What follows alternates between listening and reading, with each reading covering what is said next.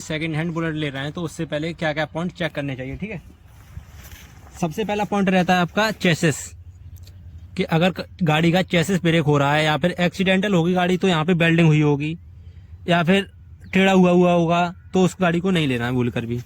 Number 2 point है, अगर गाड़ी का ये जो चेसिस है अगर ये ब्रेक हो रहा है, कहीं पे वेल्डिंग हो रही है तो इसे भूल कर भी नहीं लेना है। और ये किसके कारण होता है, ये जो स्टैंड होता है ना साइड स्टैंड, तो ये यहाँ से लूज होता है, ढीला, ये जो बोल्ट होता है ना वो लूज होता है, उसकी वजह से गाड़ी झुकती है तो उस पर वजन पड़ता है, इस वजह से चेसिस ब्रेक हो जाता है, ठीक है। अगला पॉइंट, अगर गाड़ी का मालिक आपसे कह रहा है कि गाड़ी के 7 के टायर हैं तो आपको क्या चेक करना है और गाड़ी ज़्यादा चली नहीं है। जैसे ये जो टायर है इन पे देखिए ये कुप्पी लगी हुई है, ठीक है।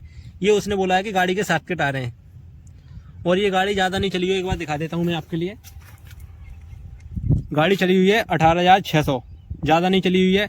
तो गाड़ी के 7 के टायर जो आते हैं पहली बार, वो एक बार ज़्यादा से ज़्यादा 20 से 25,000 किलोमीटर के चलने के बाद ख़राब हो जाते हैं, ठीक है। तो उसने जो बोला है कि गाड़ी के 7 के टायर हैं तो ये बात सही है उसकी। आगे चेक करना है आपको इंजन की आवाज़।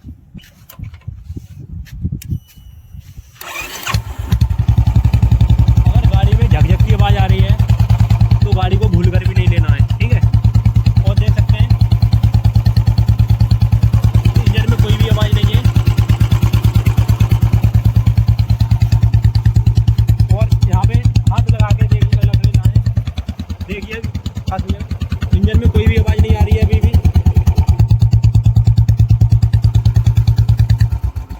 और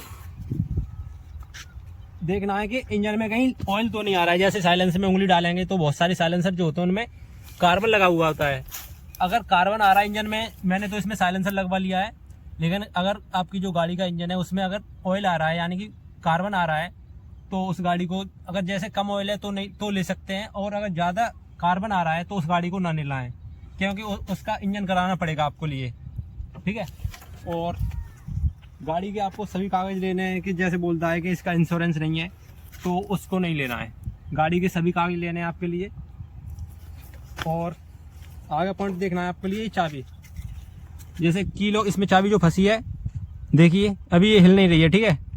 अगर जैसे गाड़ी ज़्यादा यूज हुई होगी तो उसमें चाबी तुरंत निकल आएगी कैसे भी खींचने पर, लेकिन इसमें सीधी खींचने के बाद तुरंत निकले, उसके बाद निकलेगी, ठीक है। तो इसमें देखिए कोई दिक्कत नहीं है अभी। उसके बाद दिखा देता हूँ इसकी टंकी। अगर कहीं टंकी आपकी पिचक रही है, ठीक है, कहीं जैसे गिर जाने के बाद या फिर कोई मार देता है उसमें तो पिचक जाती है, तो ये जो लग रही है सील, ठीक है। अगर जैसे टंकी पिचक जाती है तो इसमें रोड डाल के सीधा करते हैं तो ये रोड नहीं होगी, ये जो सील है ना ये नहीं हुई होगी अगर टंकी पिचक रही है कहीं से। और इसमें उंगली डाल के चेक कर लेनी है कि कहीं पर पेंट तो नहीं हो रहा है अंदर से, क्यों पुरानी टंकी जो हो जाती है कोई पार्ट चेंज कराते हैं तो उनमें पेंट कराने पड़ता है। तो आपको ये पॉइंट चेक करना है ध्यान से। मैन वाले स्टैंड पर गाड़ी को खड़ी करके हुए चलाना है। देखिए इसमें बिल्कुल भी बफरिंग नहीं है, मतलब बिल्कुल भी घूम नहीं रहा है भैया, बिल्कुल सीधा घूम रहा है, बिल्कुल भी लहर नहीं रहा है।